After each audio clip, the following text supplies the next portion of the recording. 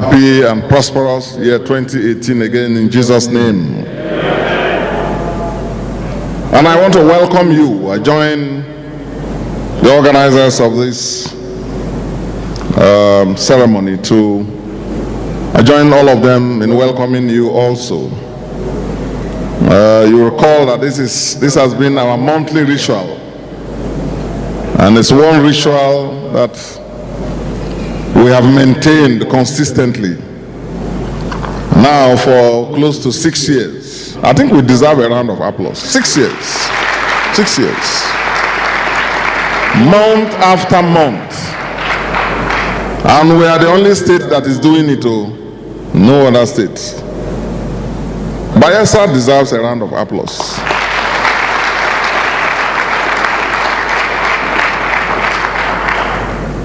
Thank you. Today mainly is a transparency briefing, but usually it's also an opportunity for me to make some general statements about our state, about issues we're currently dealing with, and about the future that we are all working together to take our state to. But I want to begin by expressing our profound appreciation and gratitude to God and to all of you in this state for all the support and the encouragement and the prayers that you've all been making, which is why, as a man of faith, I believe we are enabled to do what we've been doing. It's been a very interesting journey, very challenging journey as well. But all the same, it's been a journey that for me, and I believe for most members of the team, has been very remarkable. Remarkable in the sense that when we go around our state and seeing the changes that we promised and the changes that we brought about, it feels wrong with some sense of satisfaction. But at the same time, one also sees the enormity of the challenges ahead, and that is a clear reminder as to what still needs to be done. And I want to thank my team, beginning with the Deputy Governor. I think you guys should clap for him. Give him a round of applause. Deputy Governor, who has been deputizing very well, and to all the commissioners who have been commissioning very well too, including all the special advisors who have been specially advising very well. The chairmen of caucuses who are here, who have been very good chairmen of caucuses, mobilizing support, not organizing dissent and opposition, but mobilizing support. And they know what I mean. And to all of you, gentlemen and ladies of the press also, for reporting Bayelsa accurately and correctly all these past 6 years. As a result of your reportage, people now have, I think, people are beginning to have a correct picture of the development revolution, the revolution that has been going on, the silent revolution they call it. And when people visit here, they are shocked. They ask me, but you are not even telling the country enough. You are not telling the world enough what you have done. And I say, well, it's not my business to tell our story. Yes, we'll try to some extent because it's politics. But then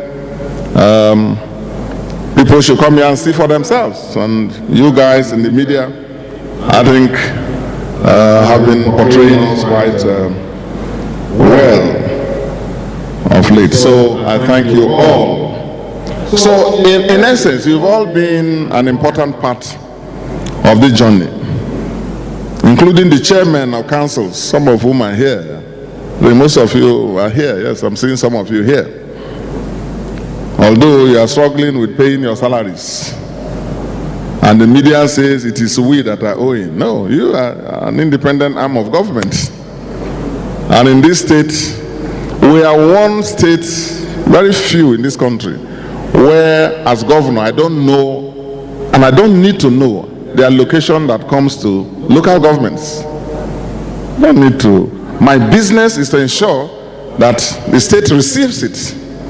And then the joint allocation account committee meets and then disburses it to them. That's what we've been doing. So for 6 years, as governor, we've not made any deductions from the accounts. And the results are there, the reports are there. All we tell them is go and also do the transparency briefing as we are doing, as mandated by the law, and explain your finances and your challenges. I think that is where they have some of this. I think more of that needs to be done so that all this blackmail will continue to, because I see in some papers, Bayelsa government owes local government salaries. We don't owe local government salaries. You got to get your reports right. Because now they don't have any other thing to say. They won't say we're not building schools. We have built more schools than any of them could have ever built. We are building the schools that could have been built that were not built. We are building the hospitals and the medical facilities that could have been built but were not built. We are building them. We are building the roads and bridges and connecting all our far-flung communities in a recession. In spite of this challenging terrain.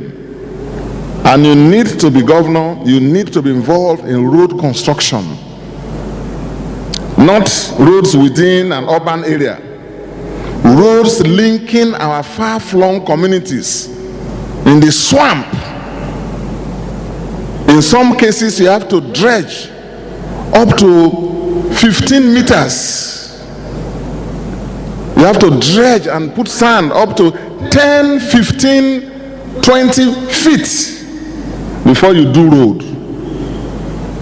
Then you will know that it's only a governor who has passion and who has courage and a large heart that can attempt most of what we are seeing in this state. I say this because now there's a temptation to take what you are seeing for granted. And I see a lot of that. They take it for granted. They think it's ordinary. Well, if it was so simple, why do you travel in these states? This Christmas, as I promised, we go and spend Christmas in Agibri.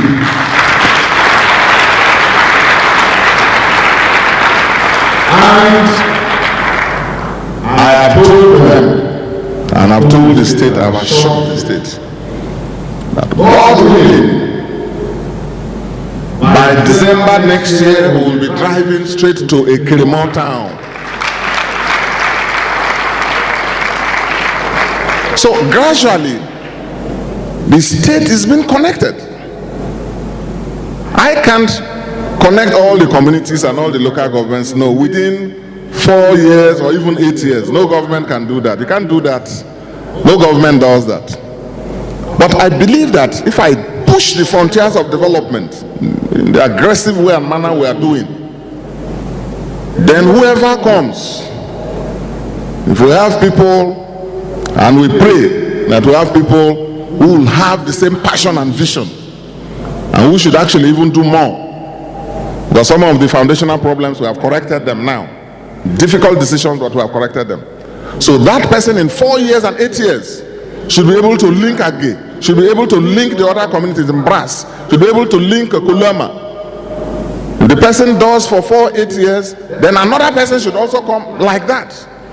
Because if we don't pursue development, our underdevelopment and poverty and illiteracy, and therefore unrest, social discontent, and crisis, and all the indices of underdevelopment will be with us. So, as you all know, I'm actually a man in a hurry. A man in a hurry. So I thank all of you for being part of this journey. I just talked about roads and bridges. But look at the communities who have connected with electricity. So many, most people don't know. In fact, communities even take it for granted. We have been completing projects that we started since 2012 in the area of electricity, rural electrification. So many jobs we did, and gradually we are concluding them. I'm told that very soon we will be taking light to Nimbe cities, not so, dig off. There will be NEPA light, national grid in Nimbe. Clap for that. They are just doing the final touches. And these are things they've been promising our people years, several years back. And it's not rocket science. It's difficult. Yes, it's doable. But you must have the leadership. And when you have the leadership that has the vision and the passion, you do your part too by supporting. So it's been a very interesting journey. Or do you talk about education? Now you have the best secondary schools in the whole country. Best secondary schools in the whole country. In a recession. And guess what? Guess what?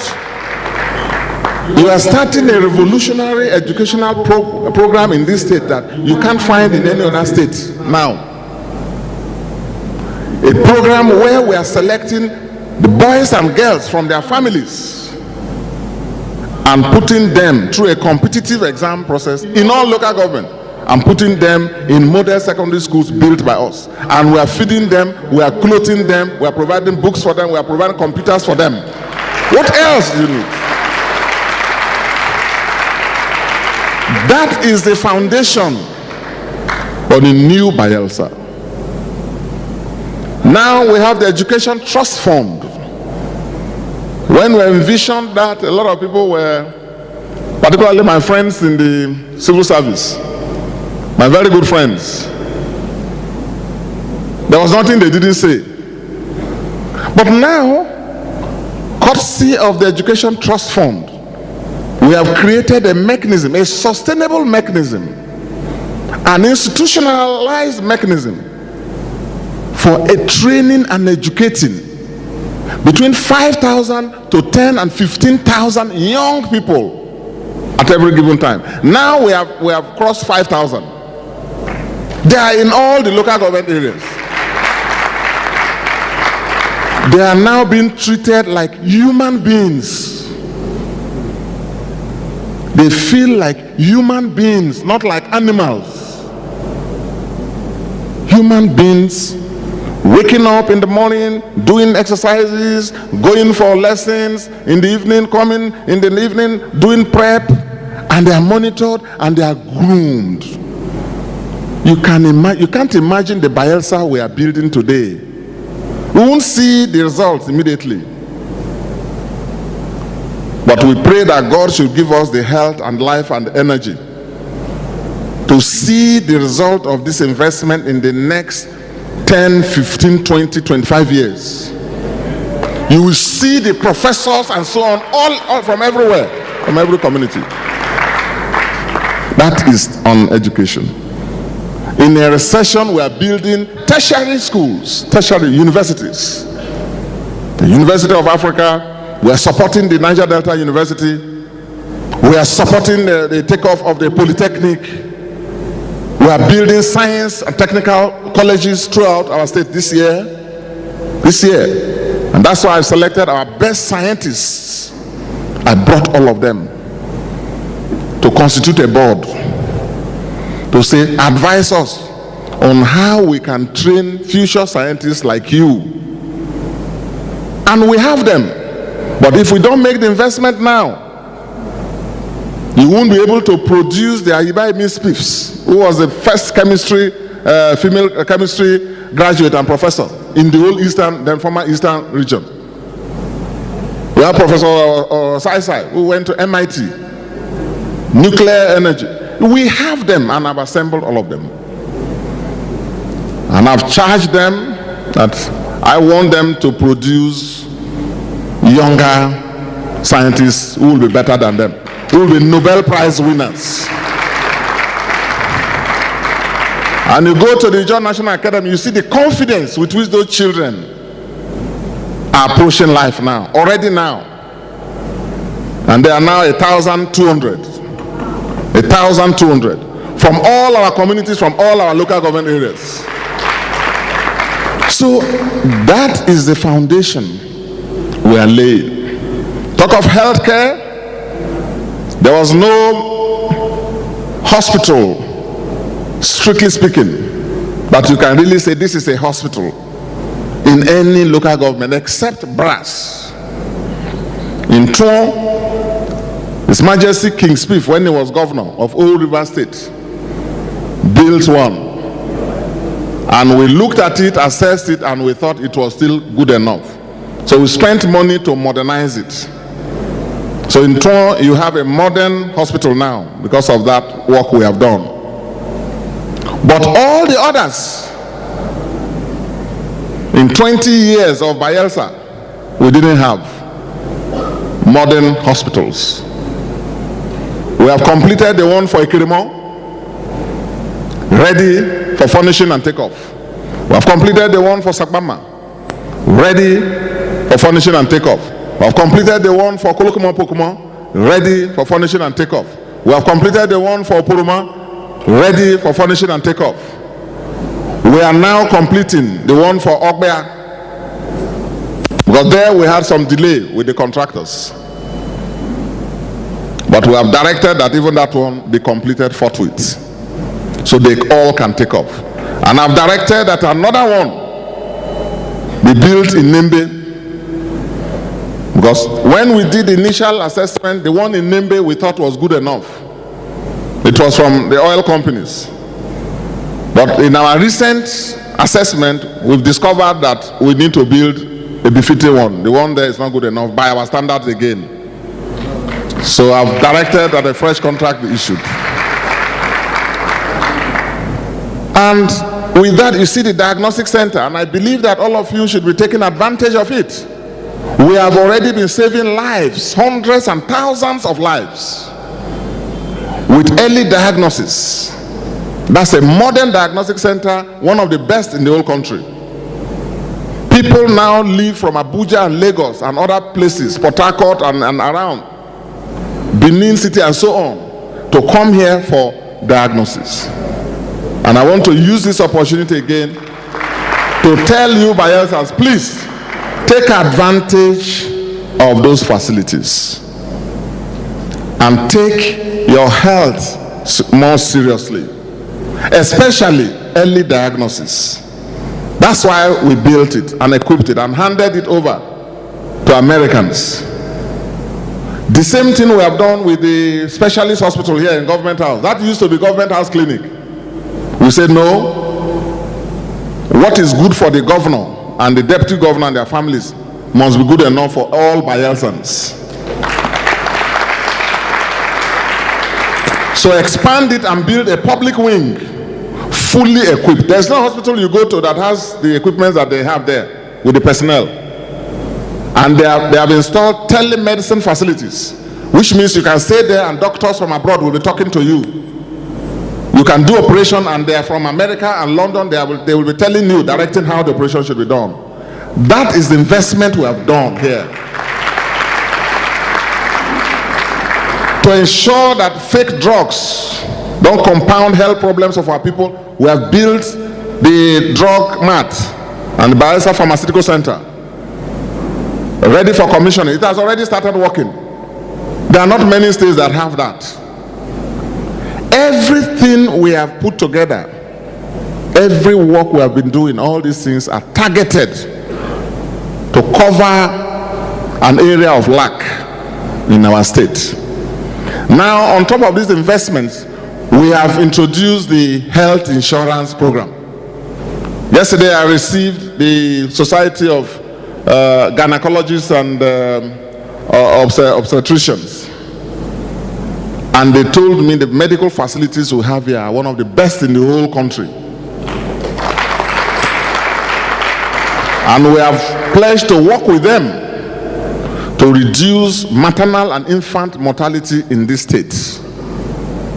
And if you are a woman listening to me, especially a woman of childbearing age, Let me tell you, your days of agony are over in Jesus' name.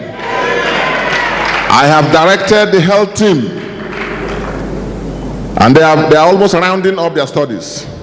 Before December, before the end of this year, every ward in this state will have a functional health center equipped with quarters where nurses and doctors will stay. It doesn't have to be big, but it must be there. And so, for those drawing fat health salaries, not going to work, playing games, very soon we will catch all of you. We will have all of you going to work, and we will see those who are serious with the business of saving the lives of our people. Now, with the health insurance, again, there was a lot of complaint and abuse and so on. But now we have put in place a sustainable model for funding healthcare. Healthcare is too important to be left for an individual to fund. Obama did his own, they call it Obamacare in the US, have we? We have introduced Dickson Care.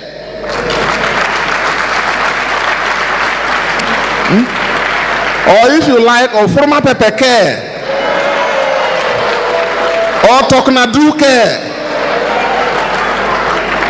Or more appropriately, Bayelsa Care. Because Bayelsa now truly cares. Now, I've been told, look at the statistics. I've been told that the persons they have captured only from the formal sector, and there are 4 children, and I'm waiting to see what they will do for those who have more than 1 wife and 4 children, because those are my colleagues.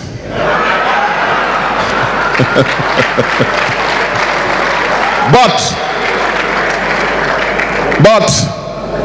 do you know that even at 1 man, 1 wife, and 4 children, they have captured over 300,000? Can you imagine? And every month, I've approved 5% of our IGR for health care, Dickson Cares, Bayelsa Care. I've approved 5% for education, trust fund. Do you know that your health insurance fund has plenty money now? And people go to them if they are ill, and we don't pray for people to be sick. But if you are ill, you don't have a problem. You don't need to have money. You go there, you present your card, they send you to your doctor, your doctor treats you, he will not ask you for money. Every month, they send the bill to the health insurance fund and they pay. That is the system we have put in place. This year, I've directed them to give me the modalities, because I will announce a special one for all our pregnant women, the women in Bayelsa. From the month a woman becomes pregnant, she becomes government property. She will be registered. That's why I'm reminding the health committee chairman, the commissioner for health again. Yesterday I reminded him. I'm not joking, they know. Most of you, if you don't work closely with us, you don't know how we push ourselves. You need to be close to us. You need to be close to us. Even midnight we're having meetings, calling people, shouting where necessary. So they will get me the details, and I want by June, July, we have the health centers with computers. So women who are pregnant in our place, this is not rocket science. They go there, they confirm the pregnancy, we put them on a special allowance, and we register them, we have their data, so that we can monitor.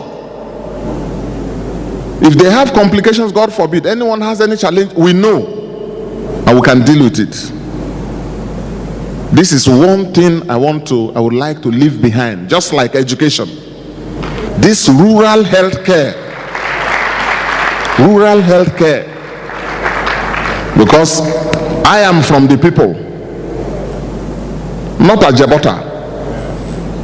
That's why people should understand the focus of my politics and my government.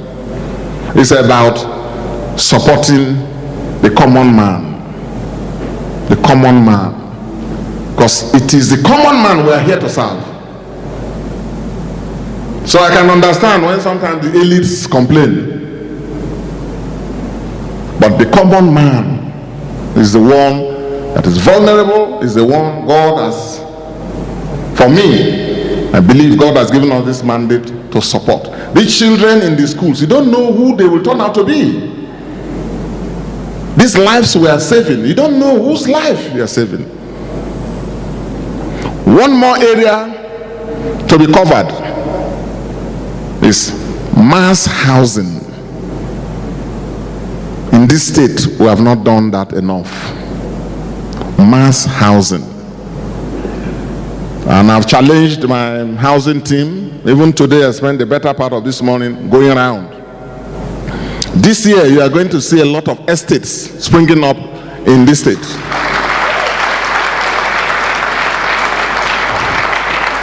You see, I came with a plan. I didn't just say I wanted to be governor as trial and error. No. I came with a desire to work. I knew the problems. I can't solve all the problems. I'm human. I can't always be right too. I'm human. But I have a fair understanding of the issues. And those are the issues we are dealing with. So this year, you're going to see more investment in public housing. This morning when I was going around with my team and going around some of the houses, shopping complex we want to build for our tourism, because this year we want to empower a lot of people. You will see it. Entrepreneurship development, key this year. Entrepreneurship, not giving money cash to people, because in these states our understanding of empowerment is usually money for hand, back for ground. But we've been doing that all these years, it doesn't change. Oil companies came to our communities, right list of people, don't work. Every month they pay them. They have spoiled the mindset of our people. Entitlement mentality. Now Amnesty is doing it. Entitlement. Every month. So I can understand that that is a pervading mindset, but that is wrong. What is sustainable? What will help our people and give ourselves sense of dignity and pride that we are working, and even teach us how to be productive and manage small things we have, is when we learn to produce, when we learn to do something. So this year you see a lot of public housing, a lot of empowerment drive. By that I mean women and youths being put together, trained in cooperatives and other ways, and given money, bank loan, not free money. Not free money to start. Because it has worked for me. Everything I own is bank loan. Even before I became governor. Bank loan. You borrow, you put into something, you manage and struggle to pay back. Bank loan. So we have 1 billion for women. Is it 1.5 billion? 1 billion for women. 1 billion for women, 1 billion for the youths. Women and youths, 1 billion. And again, my team has started going around for the women. They have gone very far to put the women together. In every community, they are coming. And I don't want too many cooperatives in a community. I just want one cooperative, so that the community leaders can support. And we train them. They get the executives and we give them the money. And they use it to borrow. Most of you don't even know that we created a bank in this state. The Zombie Microfinance Bank. Is the MD here? She's a banker, experienced. Is she here? Okay, look at the MD standing there before you. I don't know the sensitization she too has been making. But there's a bank. And we have branches in all our local government headquarters. All this money, the 1 billion for women, 1 billion for youth, will be given to that bank to disburse. Will be given to that bank for disbursement through these cooperatives. There are some, because we've seen that some of our young people are very good in this area of, what do they call it? Fashion things, you know, designing things. So we have shops we are building. Those are the shops we are seeing there. So many things are there in that area. And that is why I've said that that school that used to be bikers, because we now have the Polytechnic that will run most of those programs, so that we can get support also from TED Fund. That place will now be another school, very important school, called the Entrepreneurship and Vocation Training Center, where we train people and then they give, before you access, credit. That also applies to those in the public service who will be affected one way or the other by the ongoing public sector reforms. And I will say a few things about that in a short while.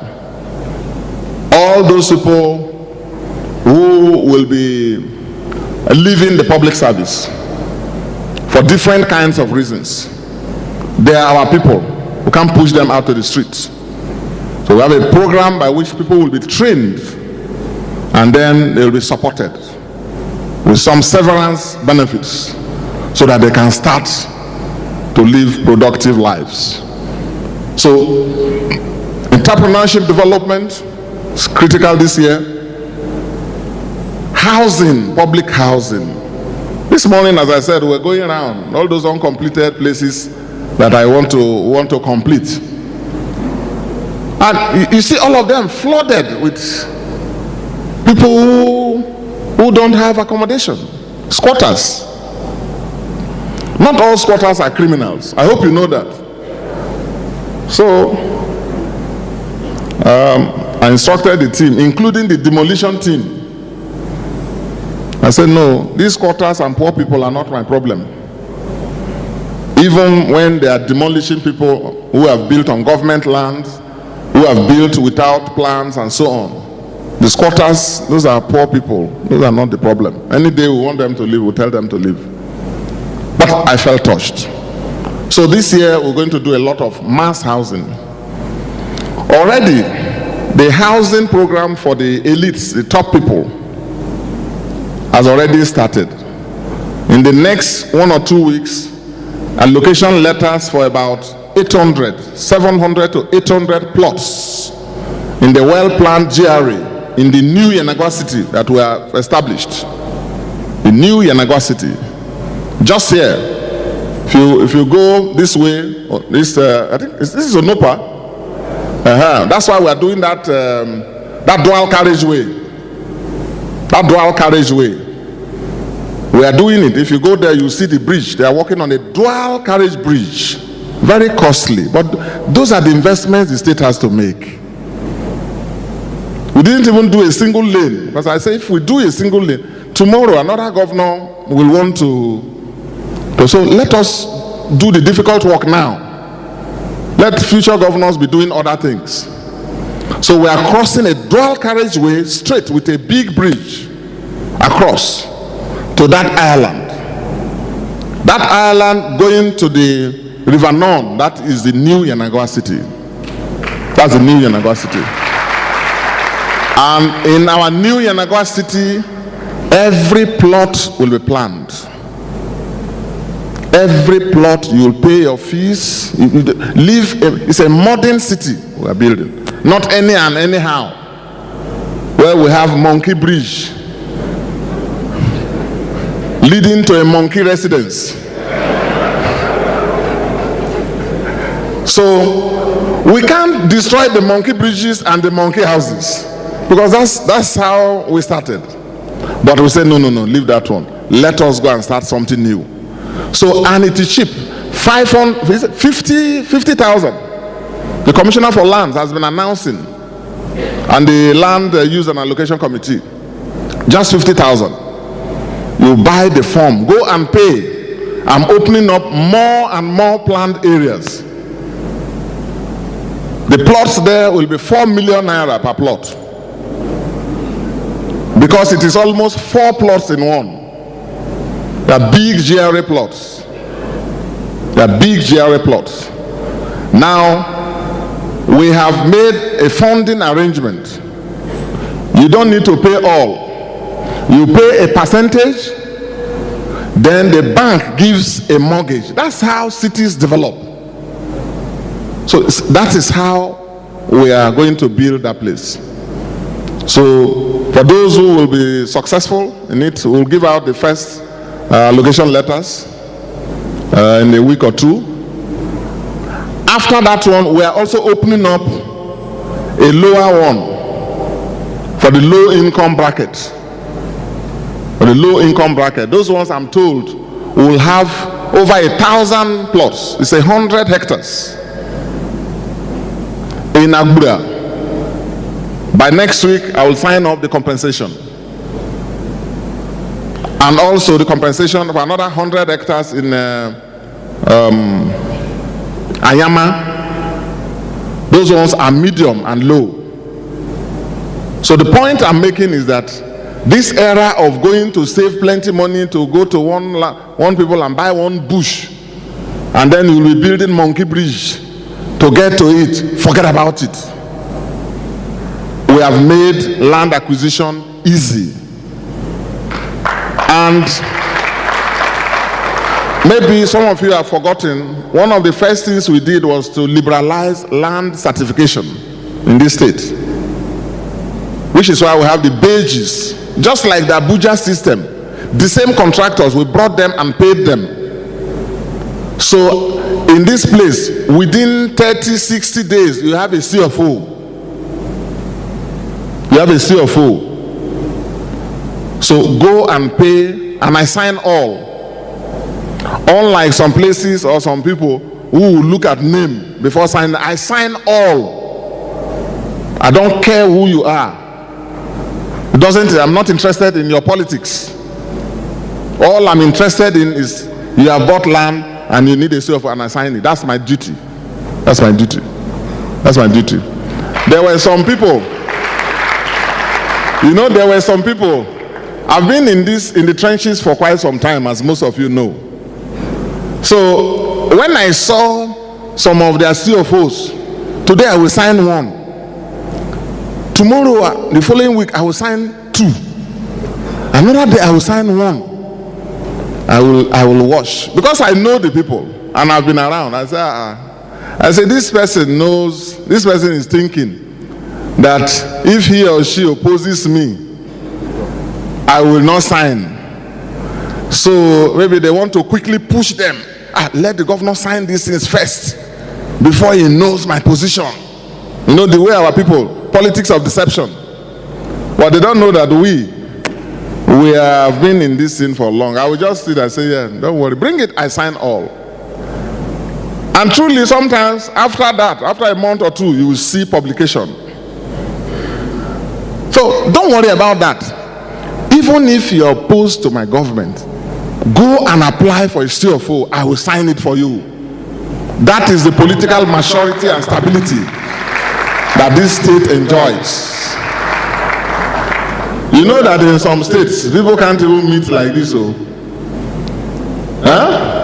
In some states, if you meet like this, if you go back, your head may not be on top of your body or neck again.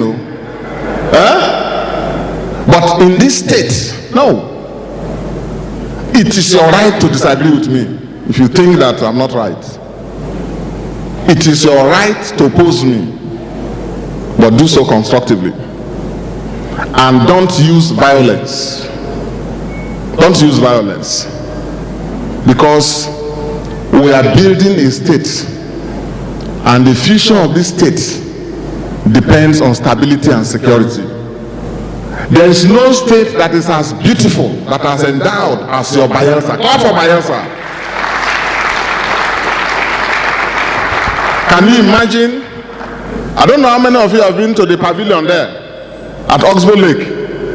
Okay, a number of you have been. Go there and enjoy yourself. Look at how by this year you will see the tourism infrastructure that will bloom in this state. Because the future of this state is tourism. Future of this state. This state is the Florida of Nigeria. All your poto land, all that is prize, that is gold, what more than gold.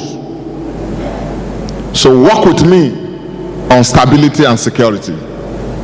That is why I told you at my inauguration that I wasn't going to play politics with security and development, and I've not. Now on this note, let me condemn some criminal activities, including the one that has led to the ongoing military operation in Delta states, bounding our own state, but principally the activities took place in Delta about a certain Karowe, and I commend the military and the security forces for the efforts they are making, and I've always urged them to be professional, and I think as far as possible they have tried their best. The communities too, I thank them for the support they have given to the security forces. There are some developments, but I've received confidential briefing. I await the military and the security people to make formal appropriate announcements. But I want to call on political leaders of Bayelsa. They should stop destabilizing the security of the state. They should stop playing politics with law and order in our communities. They should stop what they are doing by arming criminals and terrorists. I've issued statements before calling on the President of the Federal Republic to call his party leaders in this state to order, especially his Minister of State, Senator Lokobri, who is the one that has armed and equipped the Karowe that has now killed soldiers and killed military people and subjected communities, innocent communities, to this problem. Communities all know all the guns, AK-47s that boy has, all the boats he has been using to terrorize and kill people, supplied by Lokobri. I have evidence that by 2nd or 3rd of January this month, this Karowe and his killers were in Ekeremo celebrating with Lokobri. And that is Mr. President's Minister of State. And to me, Pres Silva, the president should call these two-party so-called leaders, who, as far as I'm concerned, are common criminals and terrorists. Political leaders work for stability. You play your politics when election comes. You don't need to arm young boys and give them cocaine, give them other drugs, give them weapons, and then you use the president's name and the name of your party to intimidate law enforcement agencies. Now let me make it clear. Whether Lokobri and Silva like it or not, I and the people of this state will never allow Bayelsa to be turned into a bloodbath like other states. And that will not happen in Jesus' name.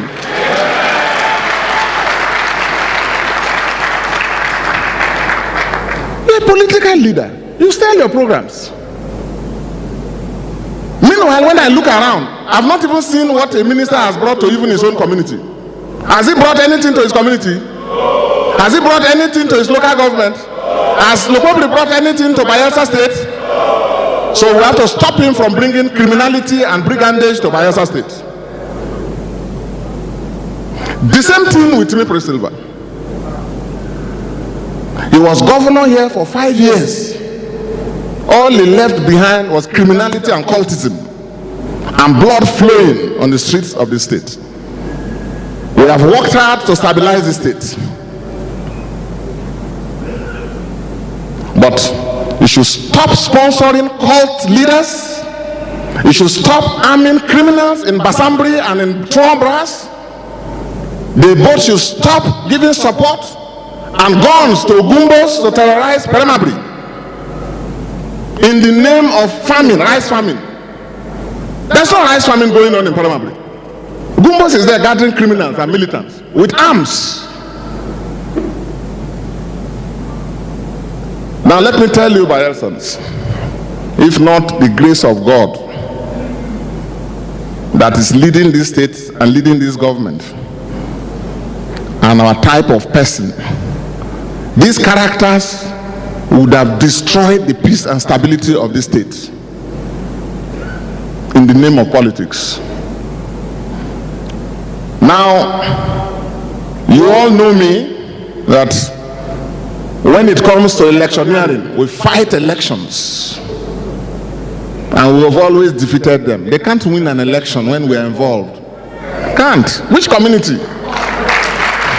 Which community? Huh? But after elections, for me, I have always left politics to face governance. You all know me for that. But now I have been forced. They have forced me to come out. They have forced me to come out. And they better take this warning seriously. They better take this warning seriously. And I repeat it for the third time. Silva and Lukobri, I better take this warning seriously. Because I want to face development as I'm doing. I want to continue to work for security and stability. Whoever will be anything is in the hands of God and the people. Is that not so? You need criminals. All the good people, you won't work with them. It's criminals and thugs, cultists that they're empowering. And they are boasting that because they are in Abuja, the security forces are not doing anything to them. But like I said earlier, they better take this seriously. So again, I call for stability, call for peace, and I call for understanding and support. With these general remarks, let me say briefly a thing or two about the ongoing public service reforms. The public service reforms have become imperative in this state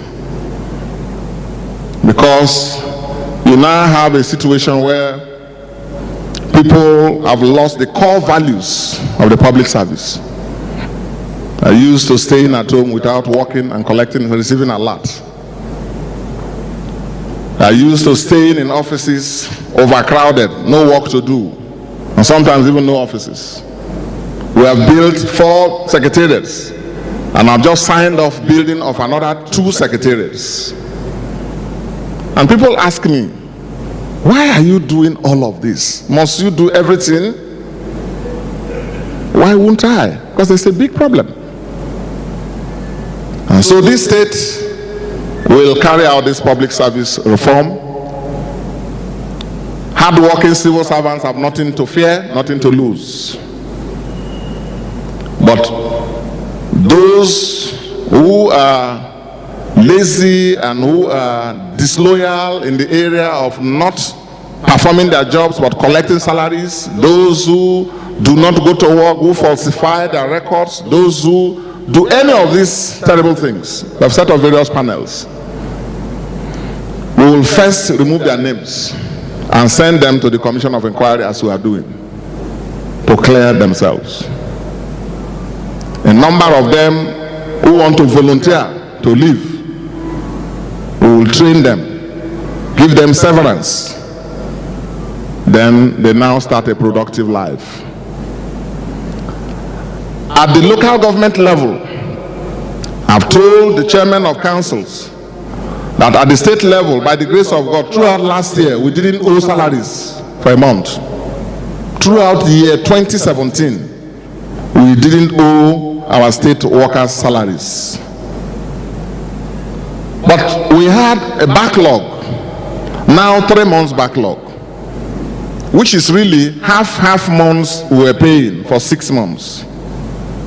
Because 2015, 2016, this country went into a deep recession. A deep recession. And it's a miracle that we are managing now to come out of it. We've not quite come out of it, but we've started to recover. So for those months, we were receiving about 3 billion, 2.5 billion, imagine. And we have a workforce of about 4 point something at that time. Now our wage bill has come down to about 3.9 something. So you can see the hard work we have been doing.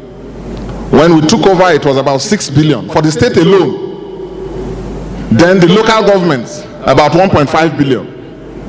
Now the local governments are about 1 point finance. 1 point what local governments? 1.1? Huh?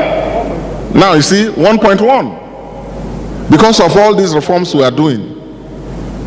That is local government, 1.1 for the local government salaries. Then at the state level, our wage bill now is about 3.9 something. So we have tried. So throughout last year, we didn't owe worker salaries. And of course, you know that throughout my first term, I didn't owe salaries. It's not a good thing to owe salaries, and I sympathize with them. But in a state like Bayelsa, you know, when people analyze states, they don't understand our challenges. Our IGR is only, when we came, it was 60 million a month. I mean, the whole state is forest. We are just starting a state. We're just starting a state. That's why it's important that whatever monies we have, we channel it to development. It is the development that will generate the prosperity for everybody. Not the other way that we have been doing it. Individuals will take the money and thinking that that is development. No! It is the investments that will expand the economy. Then from there, people will now make money. Look at the road now we have done to Alibri and to Kremo. All those who have land there, their lands now have value. Is that not so? See, that is wealth. We have generated billions of wealth, billions of naira wealth. All these roads now that we did this Igbogene bypass, and by the way, I'm hoping to finish it before we hand over. We are going to finish that. Immediately we tore that road, people went to buy up all the land. Immediately we did the road to Anyama, now Gebri, and the other community we want to take it to. It works here. Agwabri is the next community we want to hit now. And I've directed them that by May, June, I want Southern Niger people to be able to drive to Agwabri. Yes. When they get to Agwabri, it will be easy. Even now, when they are going to Puruma, as they get to Ayama, they just few minutes. For every person who travels, by this investment, we are dashing you about 2,000 naira. By this investment, you may not know. Otherwise, you would have been taking boat from here, Waterside to go. You don't know. In Nembe, the same thing. So that is the investment. Not to talk of the schools and the hospitals. So it's the public investment that will generate the individual wealth. So people don't know, but I can bear with it. But the state is changing gradually. So that is about the public service reform. So this year I've given marching orders to the councils. I don't want to hear, and I've told the chairman I'll be meeting with them tomorrow again. I don't want to hear any report that there is a council that has not paid salaries for any month. Just as I will not owe salaries, I didn't owe for last year and I won't owe this year, they themselves should endeavor to pay their salaries. Because we are not touching their money. And yet, when the media writes, the politicians will prefer to say, Bayelsa is owing so months. And we're not owing salaries. It's 3 months of our own, yes. Last week, we cleared 1.5 months. Remaining 3 months. And we'll clear it. This year, we'll clear all the 3 months. But please tell the civil servants and public servants too, because we want to leave behind a more professional civil service. The civil service is so important. If the civil service collapses, then we're in trouble. If you have a governor who is not too Dickson and the civil service is strong, the governor can still perform. So the civil service is important. And so while clapping for the arrears we'll pay, also tell them they must go to work. If not, we'll sack them. And you are going to see many of that happening. You want to play with our work, then it is your salary that we should not play with. Nalayo. You must behave like a civil servant. You must go to work, close at the time you do what you are intending to do. Not that you will just stay in Abuja, Lagos, and Port Harcourt and be collecting salaries. Teachers and others collecting salaries without. We will sack them, and I don't have apologies for anybody, because I won't also owe you. Look, if we don't do this, we will lose this state. We'll lose this state. So the public service reform, I call for support, particularly media. When these trade unions run to you, what they are doing here, they don't do it in other states. So civil servants in other states don't do like that. They go to work. I was just reading in the papers yesterday that one state was just paying with the bailout fund, the Paris Club, just paying December salaries of last year. And that state has not paid salaries for 10 months. And civil servants still go to work. You see? In Bayelsa, every civil servant is a comrade. But I've told them that while we meet their obligations, they themselves, they must do their work for our people. Imagine our parastatals, Bayelsa Transport. No one vehicle there. Nobody goes to work. You know how many workers there? Over 500. Nobody does anything. So they don't contribute. They only take salary. How can we run? If you genuinely love this state, how can you let that go on? For all our tertiary institutions, and after now I'll be meeting with them. I think they are waiting. I'm announcing a subvention from them with effect from this month. A university must work to generate money. There are universities that don't take money from their states. Some, even no subvention grants, even if because of the recession, they can't get, they are still running, they are still going on. Our own, you know what we spend? 500 million every month for NGU alone. No? 500 million for NGU alone. So people don't know the magnitude of the rot in this state. And they have the fewest number of students compared to others. Fat salaries. I have no problems with that. I've told them all the lecturers they need, if they need more, I will approve. I'm an education governor. But the non-academic people who don't go to work, they must prune them down. They are going to, and I won't do it for them. They will operate within the grant I will give them. So when people sponsor things, and so tell them, you have to work with this governor to change the state. I won't pursue a policy that is wrong or unfair to our people. But my duty is to take decisions in the best interest of our people. We have gotten accreditation for all their courses, NDU. We are building a road, we are building Senate building and other things there. More will be done. That is where to spend money.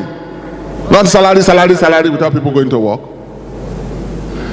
The College of Health Technology, Otogidi, I'll be setting up the governing council, and I will be giving them money for all their facilities, and they will get accreditation for all their courses. That's how to spend the money.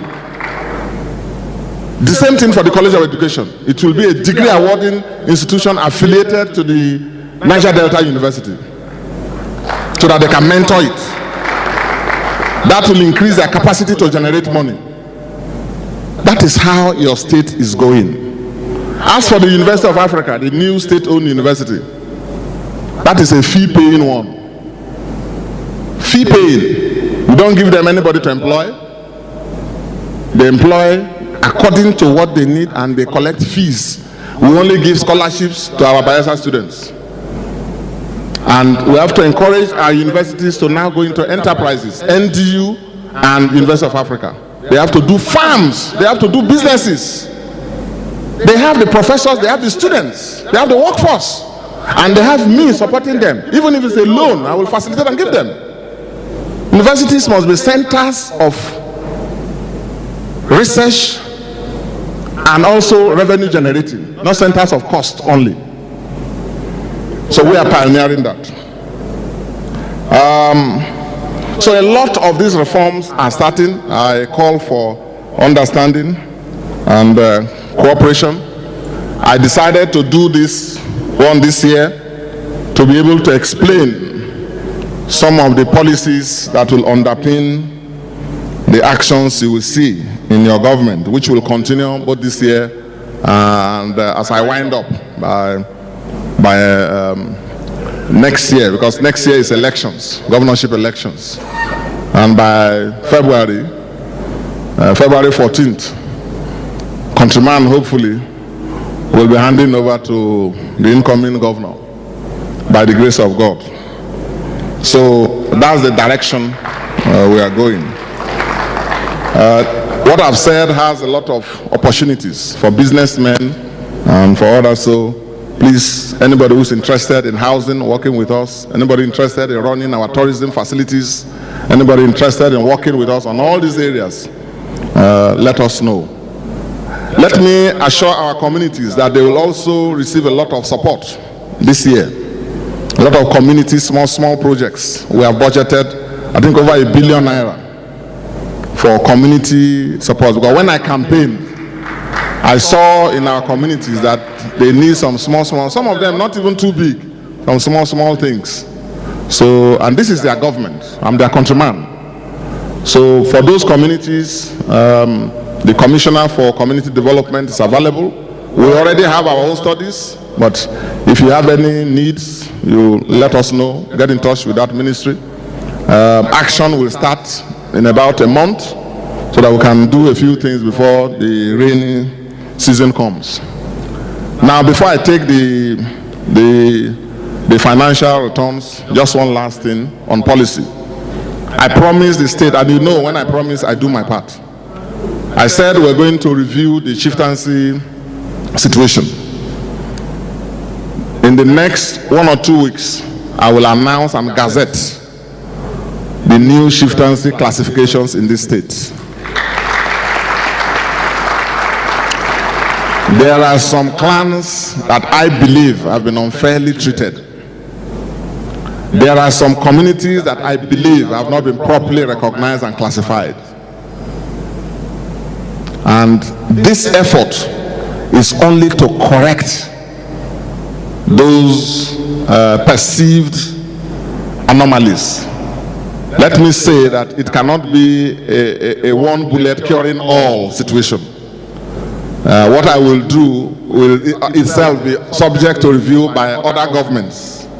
But what will come out will be my honest effort to address imbalances, recognize historical realities, and then make those slight adjustments. Now, being a man of culture and tradition myself, I've told all those who have come across me that I don't believe in splitting clans. No, don't believe in splitting clans. If I were to take a decision on even the chieftaincy situation now, there are so many classifications that I would have done differently. But But I've met these ones, so I work with them. But the one or two, the few adjustments I will make are just our effort to try and create and introduce more fairness. And it's not political.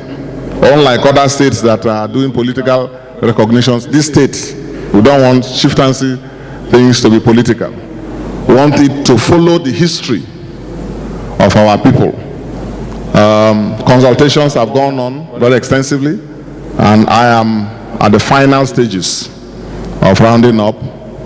When I announce it, when the appropriate officials announce it, if there are explanations or complaints, they should be forwarded to the appropriate offices for review. On this note, ladies and gentlemen, you know, this briefing has to take some time because I've not been around briefing you for some time. The Deputy Governor has been standing in very well for me for some time, and I thank him for that. But I thought that this being the beginning of the year, I should have this interaction with my country people. And I've directed that this briefing from 2018 should be done not only for every month, but it must contain the financial statements of that month. In other words, now I'm to do November and December last year. I've told them not to delay even for 1 month. Shouldn't do it retrospectively. We should, as the finance team returns from FAC, they should announce a statement of the finances to our state. That is the directive I've given. If I'm not free, the Deputy Governor is there. If he's not free, the Commissioner for Finance, who is the chairman of the Finance Committee of the state, they will do that. So that is what you will see this year. So now, November. The gross inflow for November was 12 billion 432 million 337,959 naira 10 kobo. Now the FAC deducted 1.6 billion, 1 billion 641 million 546,876 naira 37 kobo. That was what the Federation Accounts Allocation Committee deducted. You know, we are servicing a bond. All these people who are talking blackmailing people, spending money to describe. It is their bond that they took without doing anything. They just carried the 60 billion. We are paying 100 and something billion. Fiam, and went away. The borrowings we have made, look at the airport. Just go there and look at the airport. That's the difference between countryman and the other man. And all of them. But they are the people that will tell you, hungry day, this is this. Meanwhile, at the federal level, when they are in charge, nothing they have, they are not bringing anything to the state. Even their people too are here in Hungry 20. And they are now sponsoring boys to be making noise. If you say you have party and you're in control, oh yeah, show your power now. So, for those bonds, in fact, they took 1,646,876. So that's what they took. So what we got now was 10 billion 790 million 791 82 naira 72 kobo. That was what we now got, what landed in Yanagwa here. And you know, our own obligations too are there. Usually after they take their own and it comes here, then we now say, look, what are the bank obligations we have? Because some months, you may not know, we run short. We don't have funds. So we say, okay, 100, 200 million, go and take TOD.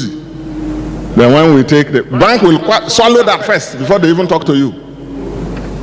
And then the money we borrowed for the airport, because that is a key project, 3.5 kilometer runway. It's an investment we have made almost once and for all.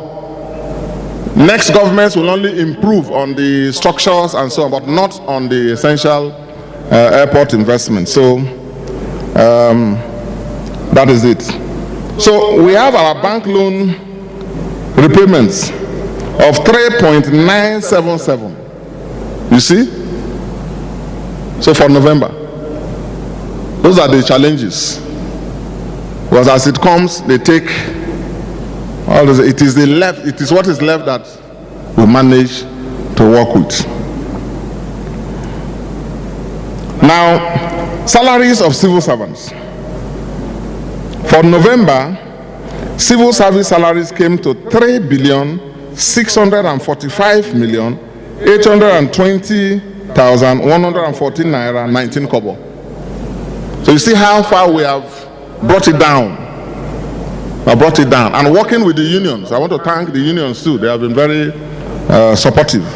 Even though these bad elements, they always enter them. Say embarrass the government. As if they benefit. What do they get? I don't know. So, political appointees. You know, we spend a whopping 293 million on their salaries. If you ask them, they will say there's no money, no money. But that is the money we are spending. They will say, no money. No money, no money. So somebody now asked one of them one day, okay, sorry, this man is really suffering you.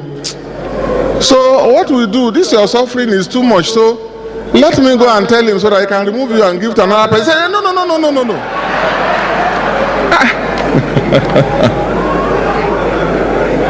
So my friends are suffering, yes, but they are also enjoying the suffering. You know, where they cry, they see road too. So, journalists, that's not for you, eh? They are my country people. They know me, I know them. We are politicians. We are managing. So, every month, that's what we spend. We spend now, and it keeps increasing. Because it's a civil service state. And particularly going through the kind of election that I led. And they did well. Please clap for yourselves. You are good people. Good people. Good people. If there was money, I would have even done more. Because you deserve it. And that's why people tell me, but you have appointed too many people. Why are you always appointed? I say, appointment is the only reward I can give to somebody. I cannot pack money and dash somebody. I'll never do that. And I also will not close my eyes for somebody to pack money. In this government, they never burn that person. So, don't worry yourself. If it is that one, don't lose any sleep. Because all the money is not even enough for me to work with. So I'm thinking of what to get more to put for one school, one hospital, one road. Even in a recession, look at what we are doing. So don't worry about that. So the only way I can touch my country people, most of them are my friends. I know them by name, up to their communities, up to families, is to give appointment and create a platform for service. And let it be that at the end of the month, at all, now be wish.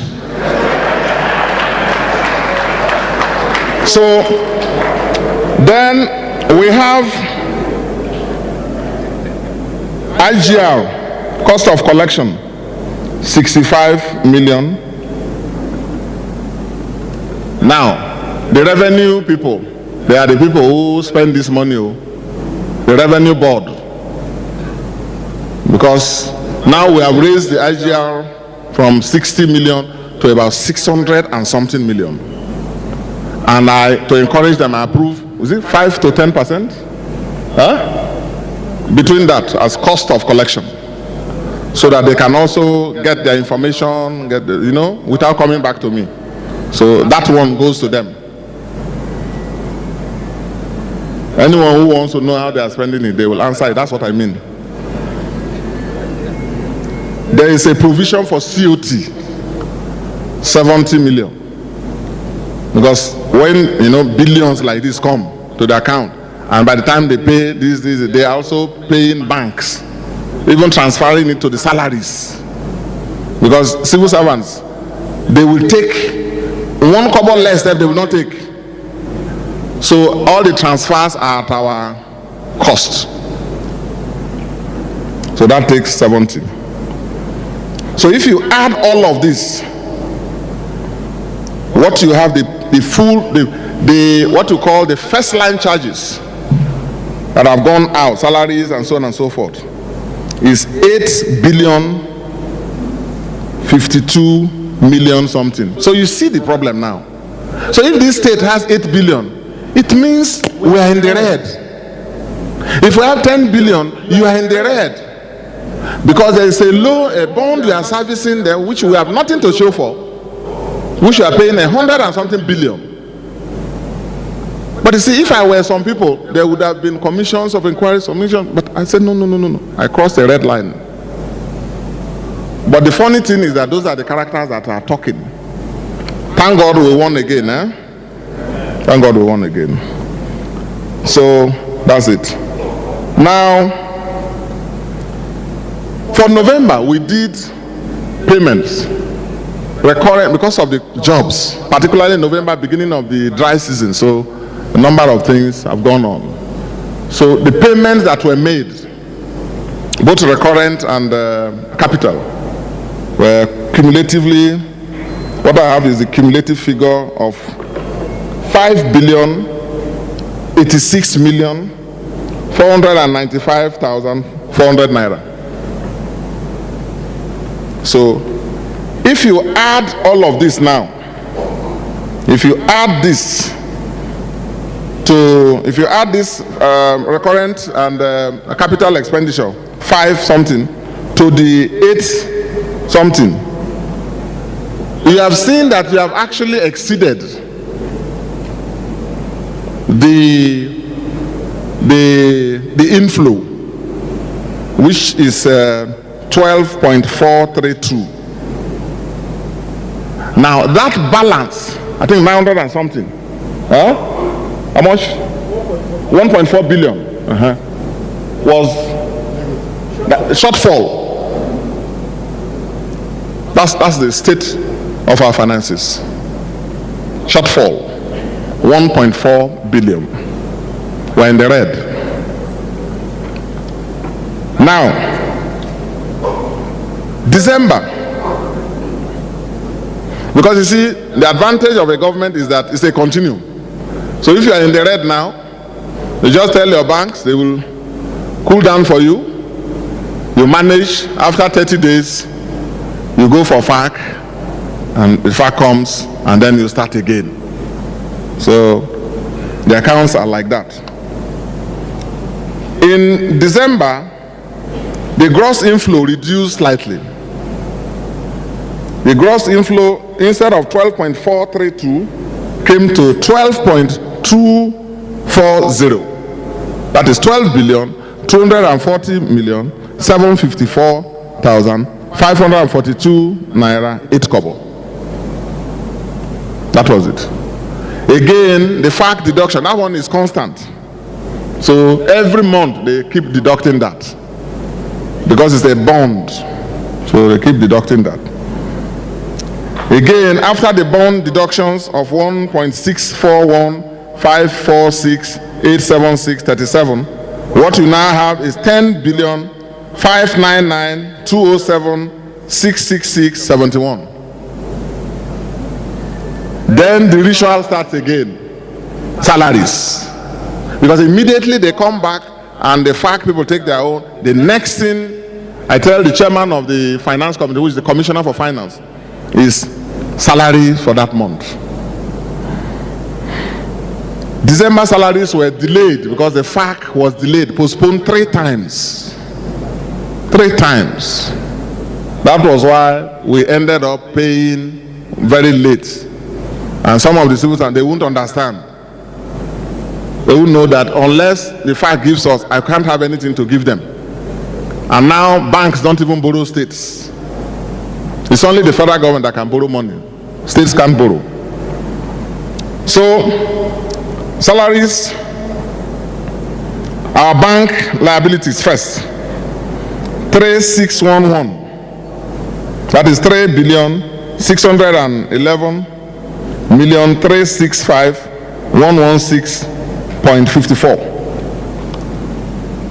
That's our bank deduction. And it's not just the airport too.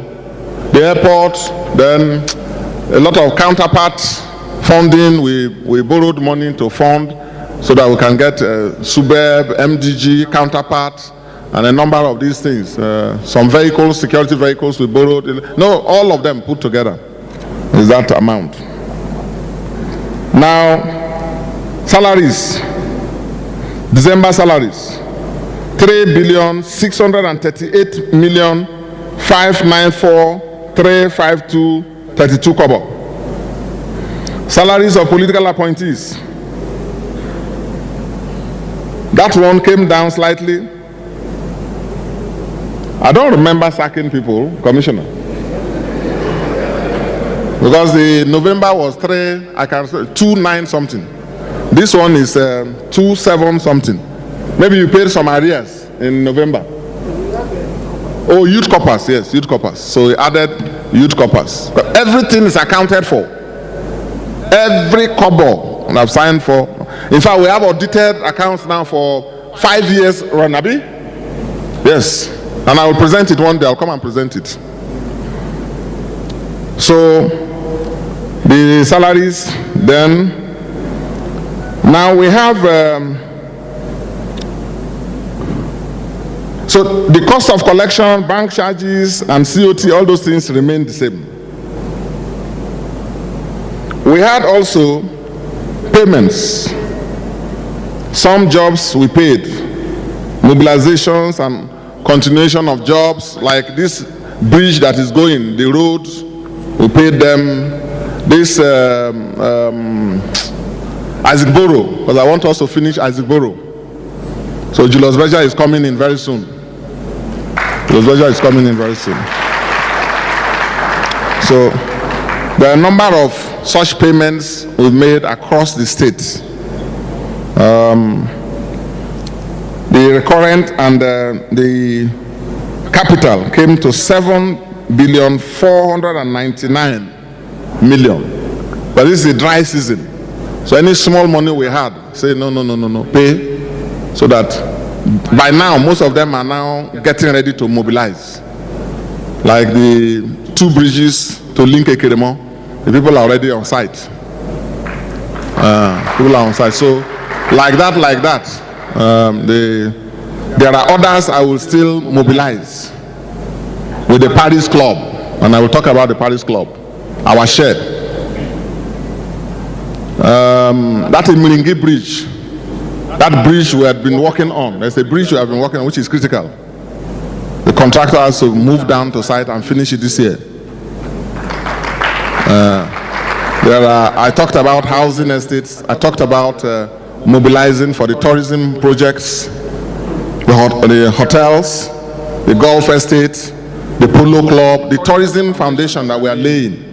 A lot of mobilizations I will squeeze, and the hospitals to furnish them. And then some community roads. Our local government headquarters, some of them are very, very bad, even the ones that are motorable, very, very bad. So Nembe has 3 roads actually going. With the stadium project, we are going to mobilize by next week.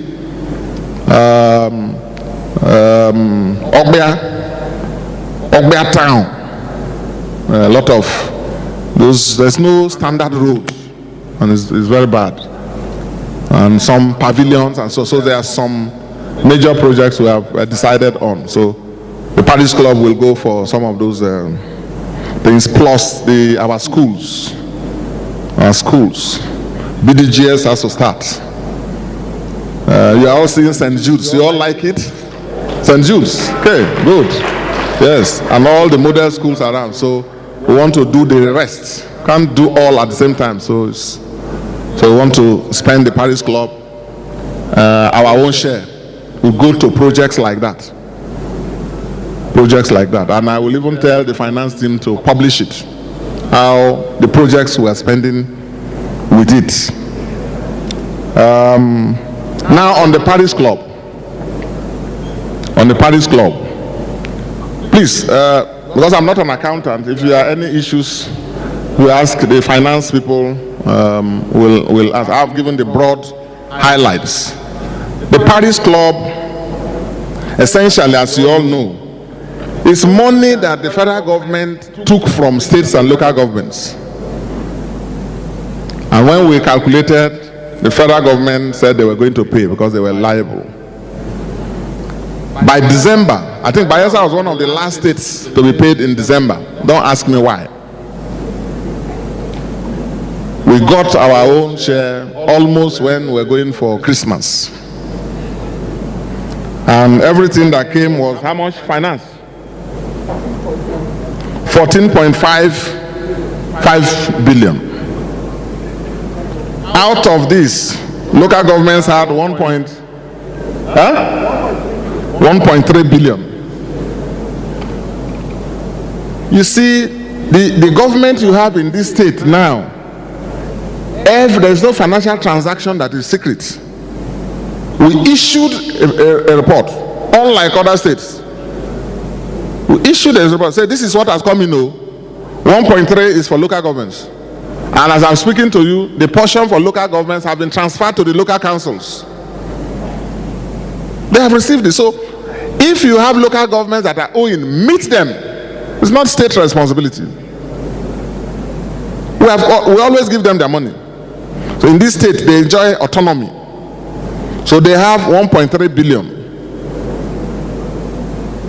But I know that this amount, because of the payrolls, all the rubbish names there, they can't meet up. They can't meet up. But the truth is that we give them all their money. And once in a while, we even support them. We even support them. So our own share came to 13.2 billion.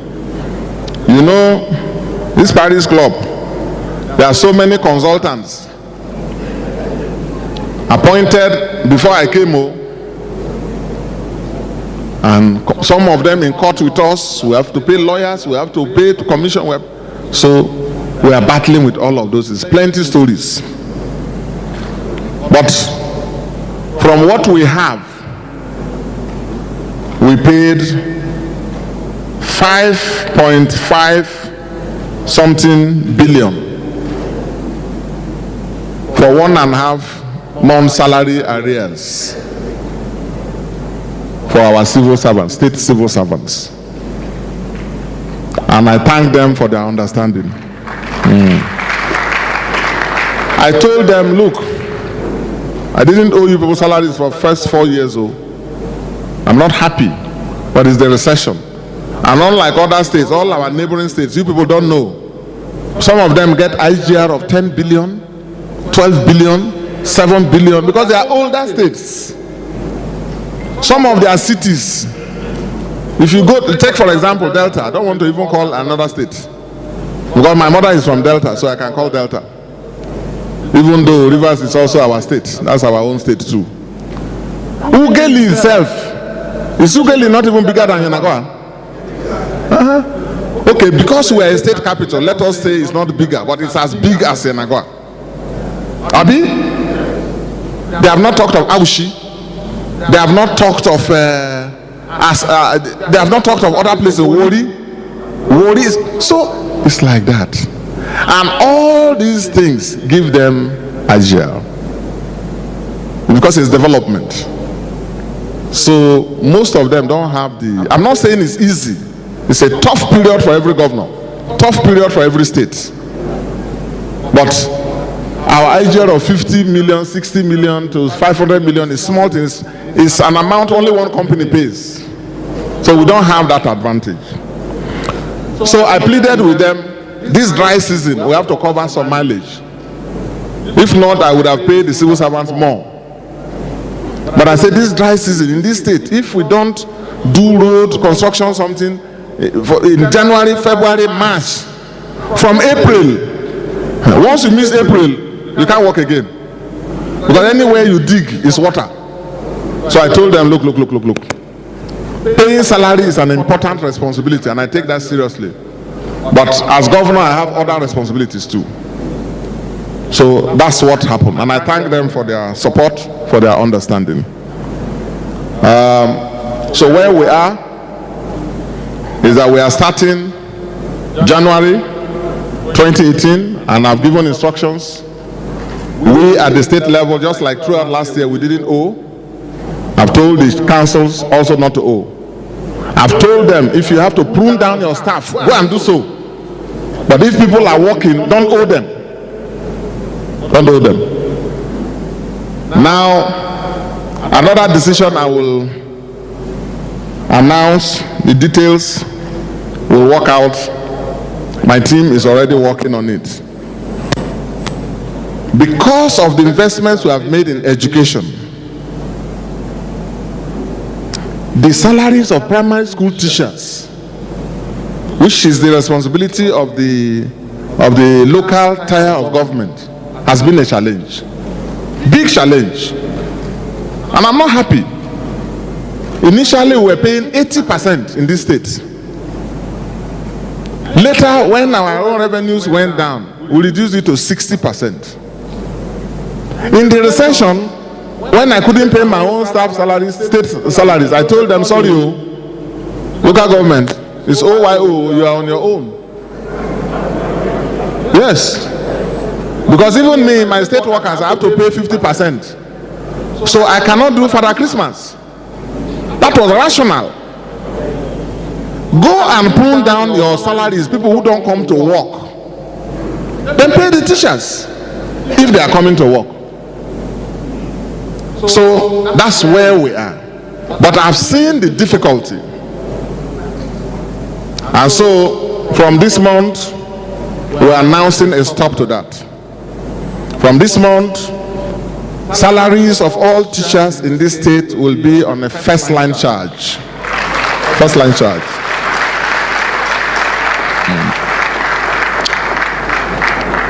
Now, what that means is that we will take the money from the JAC, the local government's Dickson, but we will do the payment directly to the primary school teachers ourselves. First line charge. So the money for the primary school teachers and the secondary school teachers will be paid at the same time. At the same time.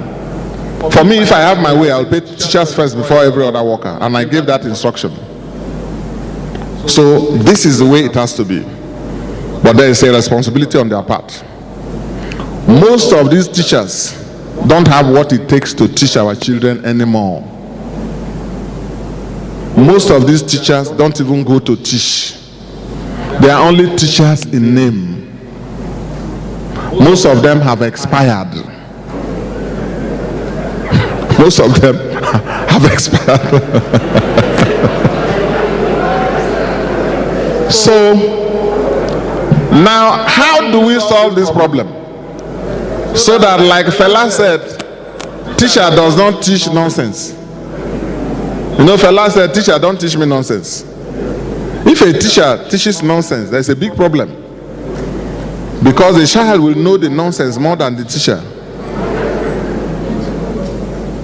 So, what we have done in this state, we have been creating bodies by law, working with the House of Assembly. We have the Education Inspectorate Law, the first in this country. for inspectorate, for inspection. The key to educational efficiency is inspection.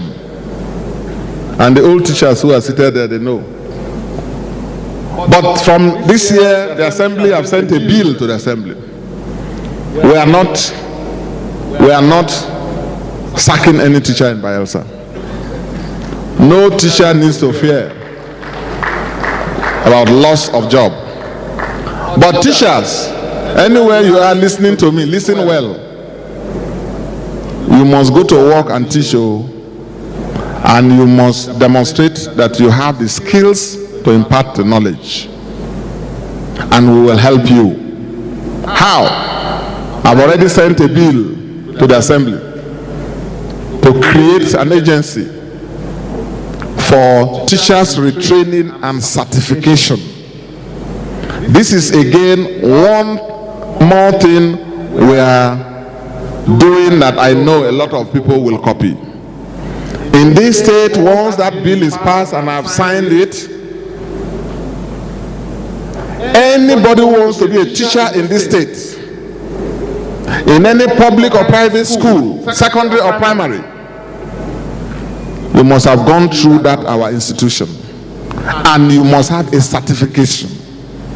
You must have a certificate. Teaching is too important for it to be all commerce affair.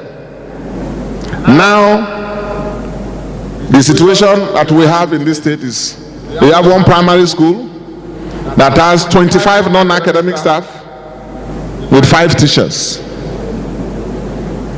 Some, you have 15 non-academic staff with 3 teachers. That's the situation, and that has to stop. Part of this reform, the Commissioner for Education will be announcing the education non-teaching employment policy. So for every school, we will tell you the teachers and the non-academic that will serve it. If you are not part of that, I will set up a committee that will interact with you and see whether there is something else you can do. Otherwise, we will say, sorry, go back home and do something else. But this will not affect teachers. It's only the non-academic. The teachers have nothing to fear. For the teachers, from this month, this year, they will start to attend compulsory retraining programs where they will sit exams. They will have to sit exams, competitive exams. And for them to remain as teachers, they have to pass those exams. They have to pass those exams. If you are a primary school teacher,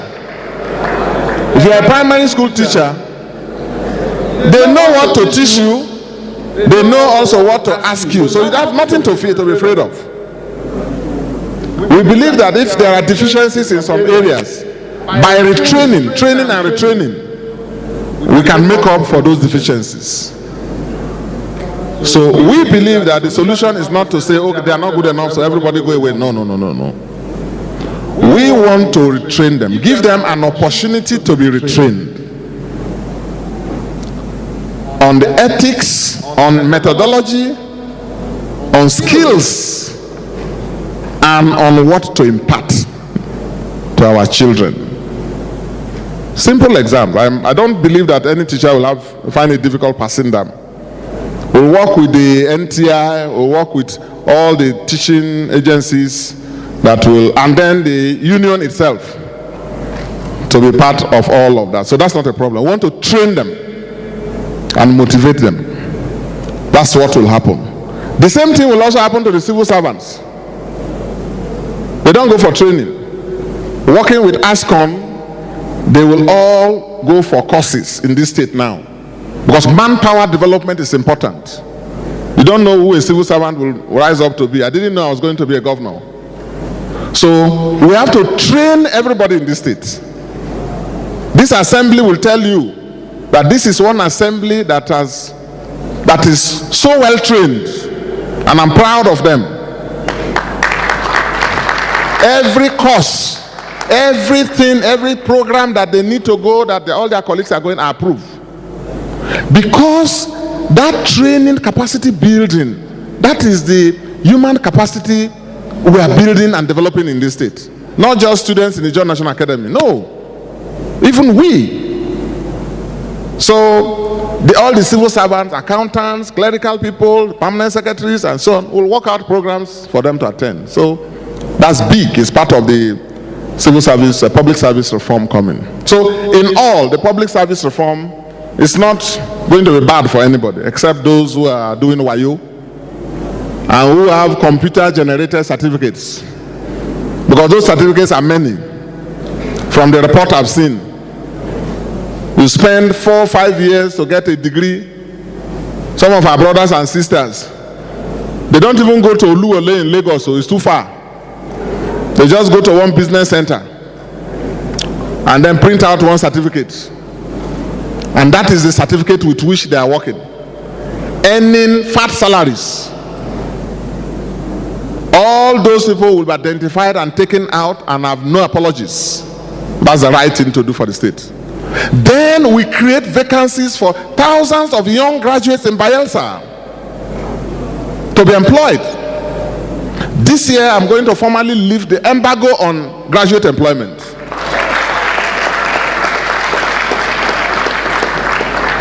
Instead of having people who will not retire at 80, 75, carrying a walking stick to come and collect salary. No. We can't be a dumping ground. No. There are standards in the state. They will go and explain to them that that is the right thing, so that their children and grandchildren who are roaming the streets, we can employ them. Don't you want our young people to be employed in this state? That's what we're talking about. So, my dear friends, ladies and gentlemen, I think this has been a very brief address.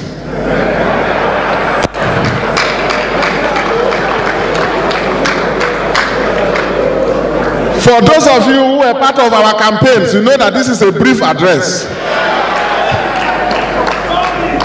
In those days when we will gather here, I will look at some of my country people, their spirit will be low because they will be talking of federal might. But by the time from this podium, we charge and talk and this, everybody will become lively. And they will go out with spirit to win. That's how we defeated them. Yes.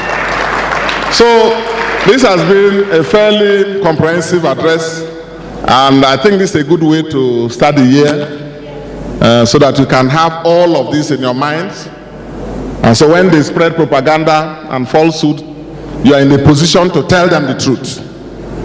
The state belongs to us. I have 2 more years.